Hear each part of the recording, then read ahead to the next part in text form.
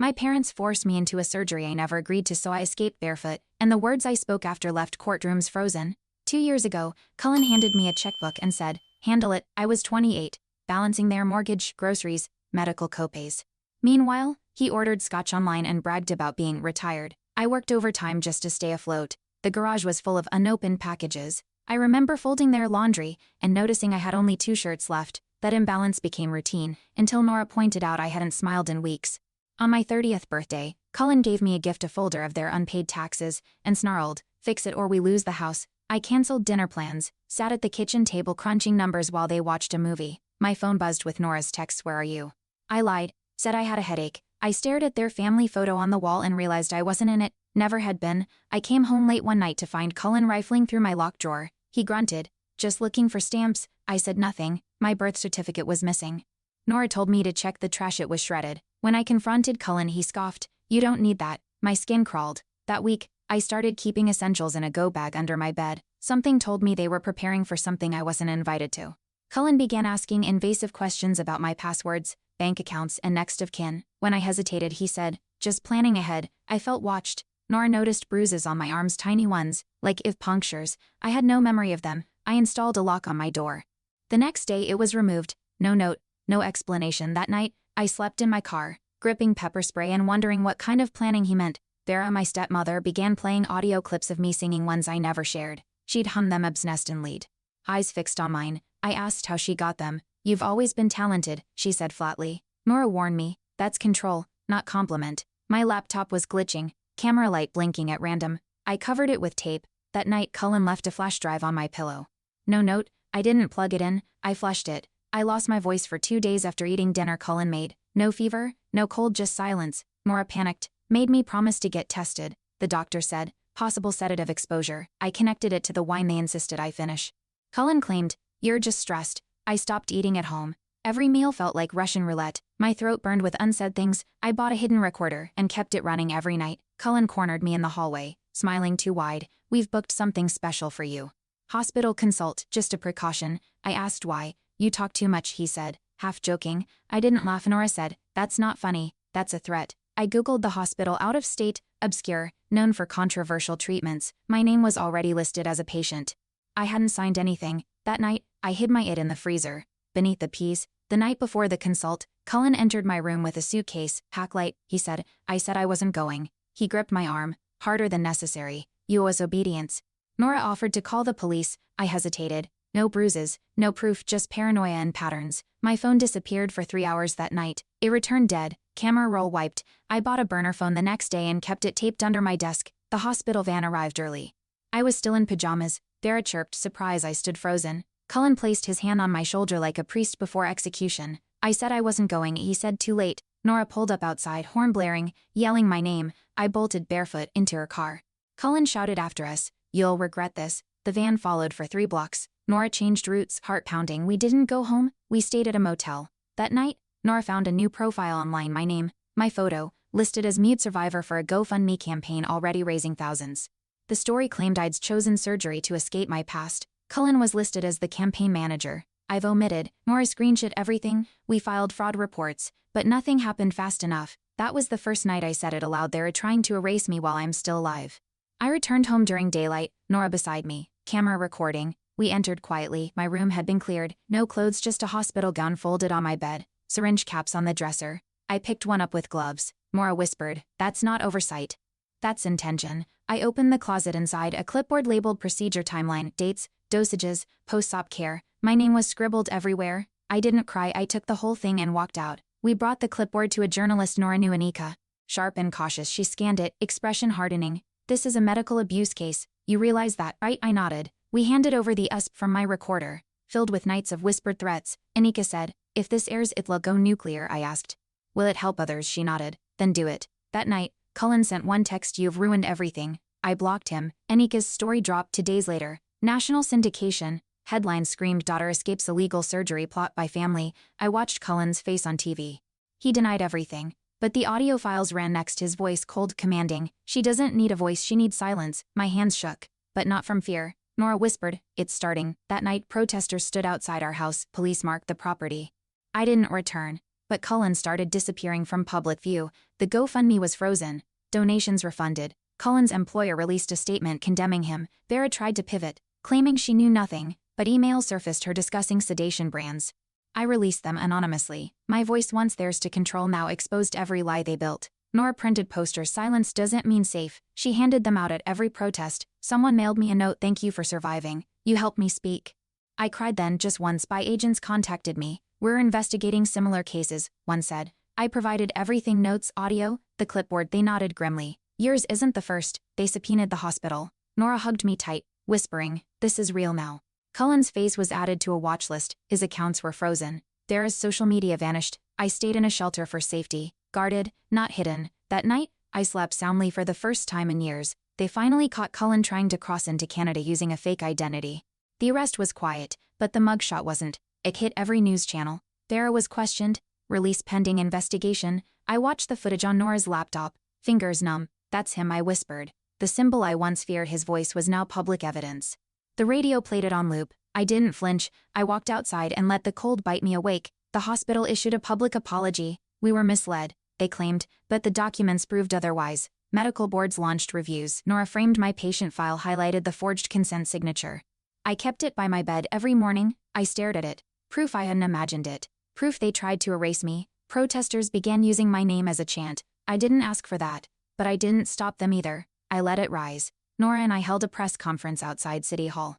She spoke first. I followed, voice steady, eyes forward. They tried to make me quiet. Now I won't stop speaking. Reporters leaned in, cameras clicked. The mic trembled slightly in my hand, but I didn't. Afterward, strangers hugged me. One said, "You're the reason I canceled my trip." I didn't ask which hospital. I just nodded. My voice didn't just return, it expanded and echoed. Cullen's trial date was announced. I wasn't required to attend, but I did. I wore red. Sat in the front row. He looked thinner, older. When the audio played, his voice ordering sedation, the courtroom went still.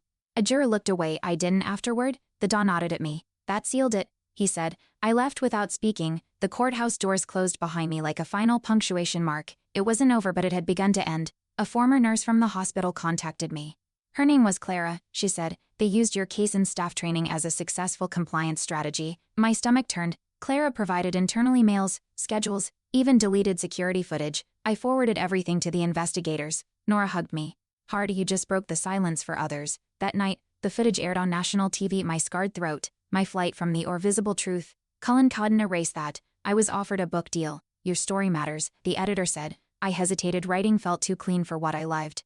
Nora encouraged me. Tell it your way, tactical, raw. I agreed. Under one condition, every chapter ends with a resource for survivors. No poetic closure, just tools. The advance check arrived. I donated half to shelters, the rest I used to move new locks. Newtown, my name on the lease, this time alone. Vera showed up at my workplace. She wore sunglasses, trembling. I didn't know she whispered. I said nothing. A coworker escorted her out. Nora warned me not to engage, but I recorded it later. I emailed it to the DA. In case she flips, the video timestamp mattered. She knew, she watched, she stayed. I shredded her apology letter unopened. No closure was owed, only accountability. That's all I ever wanted. That and to keep breathing. One night I returned home to find a gift box on my doorstep. Inside, a recording device and a note. Remember who they tried to silence? No sender. Just a symbol drawn in ink, an open mouth, unbroken. Nora thought it was from another survivor. I placed the device on my shelf beside my framed consent form. Every object now a monument. Not to trauma, to survival, I whispered, still here. The red light blinked back. During a podcast interview, the host asked, "What gave you the strength to run?" I didn't pause. They taught me obedience, but fear taught me strategy. Silence followed, then applause.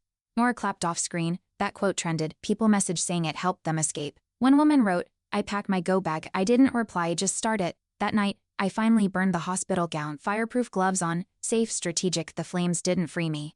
I already was. The trial verdict came in guilty on all counts. Cullen was sentenced to 20 years. No parole. I watched it on livestream. He looked up once, as if searching for someone. I didn't blink. Nora said, "Justice doesn't erase pain, but it pins it down."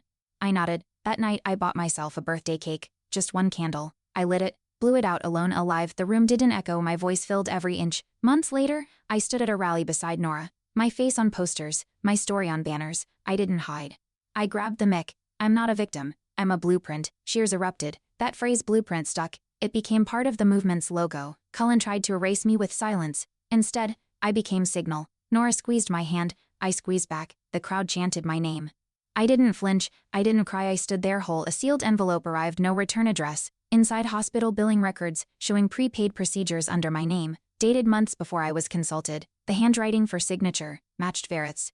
I scanned it to Nora. They planned this way before, she said. I added it to the case file. The prosecutor responded instantly. Fraud enhancement. I stared at the envelope, wondering who sent it. The edges smelled faintly of antiseptic. Someone inside had flipped.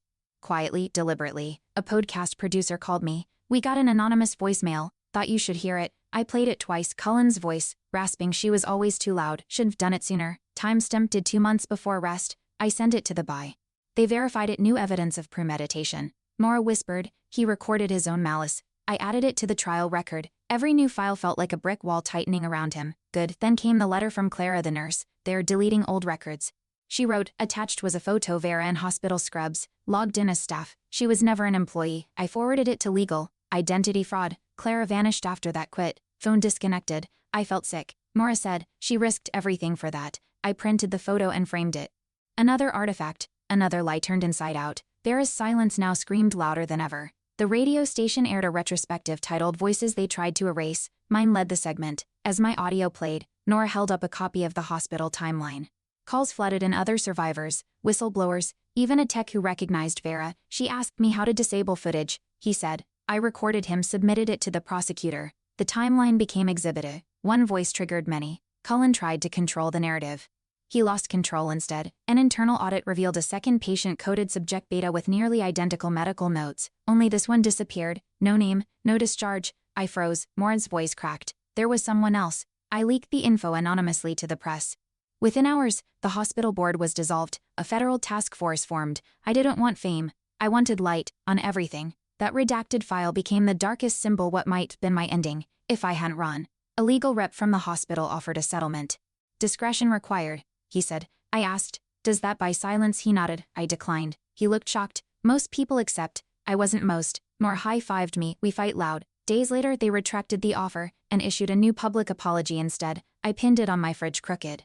Unread, I didn't need their words. I had my own, and they echoed louder now in others. I received a subpoena. Vera was countersuing for emotional distress. Nora laughed so hard she cried, but I took it seriously. In court, her lawyer claimed I defamed her. I handed over the hospital footage, her emails, scrub logs. The judge stopped the trial after 2 hours. Frivolous and retaliatory, she ruled. Vera's countersuit was dismissed with prejudice. That legal stamp felt heavier than any gavel. Vera left the courtroom without speaking. That silence this time mine. An anonymous tip hit my inbox. There's video of the prep. A Dropbox link followed. Password truth. Nora hovered beside me as I opened it. Grainy footage showed me sedated, hands strapped, Vera adjusting iflow. I almost vomited. We sent it straight to federal agents. They confirmed authenticity. That video alone reopened 2 dormant cases. I unplugged my laptop and sat outside for hours. Sunlight felt different. Like proof, like presence, like survival caught on tape. The footage leaked to the press. Unblurred, a national outcry followed. Hashtag surged. Mute no more. Stop the silence. Nora appeared on news panels. I declined interviews. I didn't need the camera. I had the truth. Protesters marched outside medical boards. Vera's face was added to the BI's persons of interest list. Cullen's attorneys quit mid-appeal. I sat in my quiet apartment. Every wall covered in headlines. I whispered, they tried to bury me, and Nora added, but you spoke first. A former classmate messaged me. Cullen tried this on his nephew. We thought he was lying. The boy was missing. Nora and I passed the tip to authorities. They found the nephew alive, but sedated in a private care facility registered under Vera's maiden name. Another name reclaimed. Another victim saved. I attended his court testimony. He spoke slowly, but clearly. His final words, she gave me back my voice. I wept quietly. For him. For all of us. An academic researcher emailed me. Your case reshaped ethical guidelines. She attached a draft policy, the Marin Clause, requiring triple consent verification for any non-emergency vocal procedure. I stared at the deaf numb. Nora cheered. I didn't feel triumphant. I felt anchored. Tangible change born from chaos. Later, the clause passed unanimously. It now hangs in hospitals nationwide. My name etched in policy, not as a patient, but a precedent. Cullen tried to silence me. Instead, he legislated me. Clara resurfaced via encrypted voicemail. They're watching, whistleblowers. Stay sharp. Her voice trembled. She ended with, I'm sorry I didn't do more. Nora and I replayed it 20 times. I encrypted it, logged it, saved it twice. Then I sent a burner phone to the investigative unit, just in case she called again. Clara never did, but her voice scared cracking. Real haunted me more than any headline. She'd spoken up, maybe not loud but loud enough. A hacker group leaked emails between hospital execs and Cullen. Subject line containment strategy. Inside discussions about discrediting me, one exec wrote, "She's unstable, push that angle." I printed it, highlighted that sentence, and handed it to the ethics committee. Nora added it to our public site. Comments flooded in same line they used on me. The backlash was swift. Sponsors pulled funding. The hospital rebrained it in shame. Their attempt to silence became their confession. Word for word, a former intern contacted me, Kayla. She said she was forced to shred non-compliant patient files. She saved one. It had my name misspelled. It matched my data. She mailed it. I scanned and logged it. Nora verified the timestamps overlapped with Vera's login. I submitted it under sworn statement. Kayla's identity stayed protected. That file, once nearly destroyed, became another nail in Cullen's defense. Every page they erased, we restored louder. Paper can't scream, but it can accuse. The local university added my case to its criminal justice curriculum. I was invited to guest speak. I agreed under one condition: no sensationalism, just facts, process, proof. I stood in front of 80 students, held up the forged consent form. They called me unstable. I gave them timestamps. The room was silent, then pen scratch notes. One student raised her hand. "How did you keep going?" I smiled. "I didn't. I adapted, and I documented." A major documentary series approached me. "We want your voice uncut." I said yes, but only if Nora could co-narrate. We sat in a studio, mixed close, recounting each step: the drawer rifling at the hospital van, the flash drive. No reenactments, just truth, raw. Unflinching. When it aired, viewership spiked. Survivors wrote in. One said, "Your voice saved mine. I wasn't a celebrity. I was evidence." The closing shot my file, time-stamped, signed without consent, frozen truth. One protester handed me a photo, a tattoo, my quote inked in black across their collarbone. Obedience taught me nothing, fear taught me strategy. I blinked, not from ego, from gravity. Words once private, now permanent on someone else's skin. Nora whispered, "You started a doctrine." I wasn't sure how to feel, but I knew one thing: Cullen's silencing attempt birthed a resistance. One that carried ink, protest, and scars like armor. The symbol, not me. The voice. A digital archive was launched. The silenced files. My documents headlined it. Court transcripts, medical scans, the audio, open source. Nora and I donated everything. We wanted transparency to outlive us. The site went viral. Schools, law firms, even tech startups cited it. Cullen tried to lock my truth in a drawer. Now it lived on servers, shared, translated, taught. I checked the traffic logs. One hit came from the town where it all began. A full circle, fully seen. Someone mailed me my old laptop, the one Cullen wiped. A sticky note recovered: "Don't stop, no return address." Nora checked the hard drive, restored files, hidden backups. One folder named Plan B. Inside their timeline, drafts of sedation orders, even rehearsed scripts for doctors. I forwarded it to the feds. They reopened Vera's file. Cullen's premeditation expanded conspiracy. That laptop wasn't just data, it was resurrection. The past, indeed and unyielding. My silence didn't haunt them, my memory did. A class action lawsuit formed. 40 plaintiffs. Different states, similar tactics, all named the same hospital. My story was cited as primary precedent. Nora helped them build the site. Survivors uploaded affidavits, photos, scans. I read each one. They weren't stories, they were patterns, repeating, evolving. Hiding in plain sight. My file wasn't unique, it was a template. And now that template was shattered. Cullen built a machine of silence. Together, we dismantled it bite by bite. A news anchor read my affidavit on live TV. No edits, just the facts, word for word. Nora and I watched in silence. At the end she said, what they did to her they planned. What she did back she documented. The anchor's voice cracked mid-sentence. Not from weakness, from weight. Later she emailed me privately. Your record helped my sister leave. One voice read mine aloud. One voice heard it. That's how patterns break, one echo at a time. A handwriting analyst contacted us. Your dad didn't forge alone, she said. Vera's pen strokes matched half the forms. It wasn't just negligence, it was joint execution. The evidence tipped her case from accessory to co-conspirator. We updated the archive and or titled the folder Hands That Wrote. Each signature now sang, proof disguised as paperwork. Cullen's sentence wouldn't cover Vera's part, but this added ink measured. Verified tightened the chain around her. Not metaphor, documentation. My justice came notarized. A former board member flipped. Anonymous interview, voice distorted, face hidden. They budgeted for compliance clinics. Your name was on the slide, my photo, my file. Projected to strangers, a case study in control. He shared the deck. Nora and I stared at it. Page 3, optimal silence duration. Rage turned tactical. We shared it with investigators. Prosecutors added corporate conspiracy. The board dissolved. Silence wasn't just personal, it was policy. And policy leaves trails. Digital, presentable, prosecutable. A legal nonprofit named their new initiative after me, the Marin Doctrine. Free legal aid for medical coercion survivors. They asked me to speak at launch. I declined the mic but sat in front row. Nora delivered my speech. Her voice cracked once. She fought without shields. So now we build them. The crowd rose. I didn't wave, I nodded. Quiet, strategic. Their applause wasn't for pain, it was for precision. Every case file now a weapon. The hospital building was condemned. Protesters covered it in posters, my quote at the center, "Fear taught me strategy." I visited it once more, Nora beside me. We walked through the skeleton of their empire. In a back room, my name still hung on a broken clipboard. We left it. I didn't need to take it back. I'd already reclaimed everything else. The exit door creaked open. I didn't flinch. I'd walked out of worse. A documentary producer revealed unused footage Cullen at a seminar, bragging about patient obedience. They don't fight if you frame it as recovery. The room laughed. That clip aired. National fury erupted. Nora said, he scripted his own fall. I archived it under arrogance. Every word he weaponized, now played back as evidence. He sought legacy, he got exposure. I didn't write his ending, he did. I just pressed record.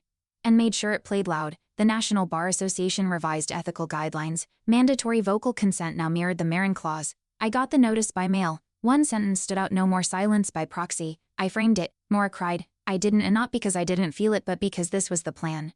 Tactical, relentless, documented. Cullen's legacy unraveled through bureaucracy. Mine rewrote it in signatures and statutes. They used silence to hide crimes. I used voice to make laws. Someone created an AI voice replica of mine without consent. A tech demo. Nora flagged it. I issued a takedown fast. Then I partnered with a privacy lawyer. We co-wrote new legislation, the Marin Voice Act, ownership of voice print, first of its kind. It passed. I wasn't angry. I was faster. They tried to automate me. I touted them. One line of consent, one clause of defiance. My voice wasn't just audible, it was untouchable by law. Nora built an app, Signal Safe, survivors log interactions, flag red flags, store files securely. It encrypts everything, inspired by my go bag, she said. You ran, now they don't have to. I consulted on features. One tab reads document. Don't explain. It hit 100 downloads in a month. I didn't want legacy, I wanted tools. And now we had one: a tactical silence, strategic speech, my escape route, digitized. Not just survival, defense, in everyone's pocket. Cullen tried to appeal. Again, cited emotional strain. The court denied it in 10 minutes. The judge cited precedent. Her evidence remains irrefutable. Nora and I watched the ruling live. We didn't cheer. We noted it, archived it, filed it. His final attempt silent. No press, no support, just a number and a docket. Justice wasn't loud this time, it was administrative. Cold. I like that. Quiet victories can still echo, especially when recorded in full. At a university panel, a student asked, "What would you say to the version of you before all this?" I answered without pause, "Memorize everything, trust timestamps, fear is data." The audience clapped. Not polite, empowered. Nora said later, "You didn't flinch. I'd rehearsed that answer for years. Not for applause, for accuracy. Truth isn't loud, it's repeatable. And now it's being taught, not just mine, ours. Each voice preserved, each silence broken, one log at a time." The last envelope arrived unmarked. Inside a courtroom, sketch me on the stand. Voice calm, eyes locked forward, no signature. Just a note: you redefined testimony. I framed it beside the first document they forged. The arc between them unspoken, undeniable. Nora asked, "Closure?" I shook my head. "This isn't the end, it's a ledger," she smiled. The final twist wasn't revenge. It was retention, of power, of truth, of every word they tried to take. The courtroom sketch stayed on my wall, not as pride, as proof. I looked at it every morning, not for inspiration but orientation, where I'd been, what I recorded. Nora once said, "You built justice like architecture." I nodded. Structures need scaffolding. I had timestamps, files, statements, now others had them too. I was unhealing, I was holding line, holding memory, holding the truth steady. Every silence they tried to force became my strongest argument. Still standing, I revisited the shelter that hid me that first night, left a donation unsigned. The director recognized me anyway. "You gave others the script to survive." I didn't reply, just nodded. Later, I walked past my old house, empty, condemned, but the window where I once watched snowfall was intact. I stood outside for a full hour, not nostalgic, not angry, just aware. That place built the case, I built the aftermath, deliberately, permanently. Nora framed our first printout, the forged consent form, circled in red. Proof they planned, proof you resisted. I hung it beside my desk, not to remember pain, to remember clarity. I used to doubt everything. Now I validate others. I answer calls, I verify timelines, I redirect rage into action. Not healing, precision. Justice isn't always a verdict. Sometimes it's just holding up the paper and saying, "This was real," then watching the lie collapse. I keep a go bag by the door, still, not out of fear, out of protocol. Some habits stay because they work. Nora laughed once. "You never let your guard down," I smiled. "That's why we're here." Survivors ask how to recover. I never say move on. I say document, disclose, defend. Rage isn't reckless, it's rehearsed, tactical, tracked. We don't just escape, we establish precedent, one encrypted file at a time. This isn't recovery, it's retention. My favorite photo isn't from a protest. It's a screenshot, my case file next to an overturned verdict. Time-coded, dated, and edited. Morris says I'm obsessed with record keeping. I say I'm building a firewall. Every line, Every scan, every upload insurance against revision. Cullen's story warped reality. Mine archived it, permanently. I teach others how. Not empowerment, preparation, because we don't win by being louder. We win by being verifiable. Truth is fragile. But documentation, that's bulletproof. People keep asking, do you feel safe now? I say I feel aware. Safety assumes resolution. Awareness fuels defense. Nora says I sleep with one eye open. She's right. But I rest deeper now, not because the threat is gone. Because I control the narrative. Every log, every file, every refusal to stay quiet layered like armor. I'm not safe, I'm strategic. And that's stronger. They built cages from silence. I broke them with spreadsheets. In a podcast Q&A, someone asked, what would justice look like if no one had believed you? I didn't pause. Same files, same fight, just longer. Nora nodded. We didn't win because we were lucky. We won because we were exact. I teach that now. Trauma doesn't need poetic closure, it needs pattern recognition. And a filing system. Justice isn't felt, it's proven. And if I ever doubt again, I open the folder. It always speaks. The last update to the archive was minor metadata cleanup, but I stared at the screen longer than usual. Nora said, you done it? I said no, I'm current. There's no final draft to survival, just continuous control. My story's not over, it's optimized. Every tool now has version history. Every timeline, a checksum. They tried to write over me. I rewrote the whole system. Not recovery, not revenge, just record keeping with teeth. This voice auditable forever. Cullen's name no longer trends. Dara's last motion was denied. The hospital's domain expired, but Signal Safe updates weekly. The archive logs new cases. My quote now sits above dozens of court filings. Not a slogan, a citation. Nora says, you turned your voice into evidence. I nod. They wanted my silence permanent. Instead, I made it procedural, indexed, retrievable, public. They erased files. I wrote laws the record holds because I held it tight and never let go. The journalist asked, are you proud? I answered, I'm documented. That's all I ever wanted, to be on record accurately.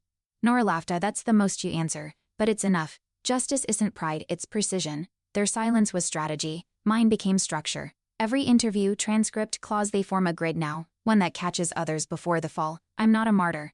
I'm a manual, bound by rage, laminated with proof available in full. No redactions. Nora made stickers, small black bold letters, document everything. They ended up on laptops, clipboards, bathroom mirrors. One showed up on a senator's briefcase. I smiled. Not viral, tactical, silent reinforcement. Cullen tried to erase with tools. I weaponized them. Fades, audio logs, metadata. No weapon louder, no justice sharper. This isn't a movement of noise, it's a ledger, a pattern, a warning, and every sticker is just another witness with adhesive. They offered to name a street after me. I declined. Streets get renamed. I asked for a server instead. A backup node, permanent, encrypted. It launched last month. Mirror site, full access, no edits, no ownership, just truth. Mora said, you memorialized resistance in code. I nodded. Cullen left footprints in pain. I left protocols in place. They branded me a problem. I became a policy. Streets fade, server scale. Memory matters most when it's machine readable. The courthouse archivist messaged me, your case is now used in clerk training. I responded with a def annotated affidavit, color-coded. She added it to the onboarding folder. Nora laughed, you made a syllabus, not revenge, reference. Cullen tried to erase with scalpel and strategy. I countered with syntax and citations. Now, every new clerk sees the cost of silence. The proof of planning, my legacy isn't loud, it's formatted, indexed, and immutable. Cullen's prison email was leaked. He blames her obsession with files. Nora printed it, framed it upside down. Perfect badge, she said. They thought silence made me compliant. But silence taught me to catalog. Their disdain documented them better than any camera. Every threat, a timestamp. Every insult, admissible. Cullen's legacy, deleted. Mine, audited. This isn't over, it's structured. Survival isn't a feeling, it's a framework. And I built mine in triplicate. Witness ready, fail safe. They archived my case into national jurisprudence. I reviewed the entry, accurate, stark, not stylized. Nora smiled. It's clinical, like you wanted. Exactly, facts shouldn't need fanfare, just clarity. Just replication. Cullen's choices caused damage. My documentation caused change. Now new victims can cite me. Not my pain, my process. Justice doesn't need my name remembered, just my methods followed. They buried proof, I exhumed it, then I formatted it for court. And copied everyone in. Nora designed a timeline mural, every incident, every response plotted like code. It covers our office wall. Visitors stop stunned. That's everything, yes, compressed, verified, repeatable. Cullen thought silence fragmented memory. We prove structure resorts it. The mural isn't art, it's strategy. Every dot a decision point, every line a refusal, and the caption of my favorite quote, silence isn't safety, it's staging. My voice isn't a sound, it's a system, and it scales. I got invited to a silent vigil. Survivors lined up, holding flash drives instead of candles. Each one held files, logs, scans, affidavits. No chance, just data. Nora whispered, this is what protest looks like now. I stood beside them. One more encrypted witness. Cullen feared exposure. We became disclosure. Not loud, immutable. The vigil ended with a synced upload. Hundreds of truths now permanent. They tried to end me quietly. I returned as evidence. Mora and I keep one document laminated, the first redacted file we ever decrypted. We don't read it, we remember it. It's the proof of our beginning. Cullen's plan was erasure, mine was endurance. Every file after built the case, every silence became schema. We didn't heal, we indexed. We didn't forgive, we filed. Now, survivors cite our tags, judges quote our logs. My voice isn't mine alone. It's institutional and it's permanent. Thanks for watching. Hit subscribe to check out more stories on my channel.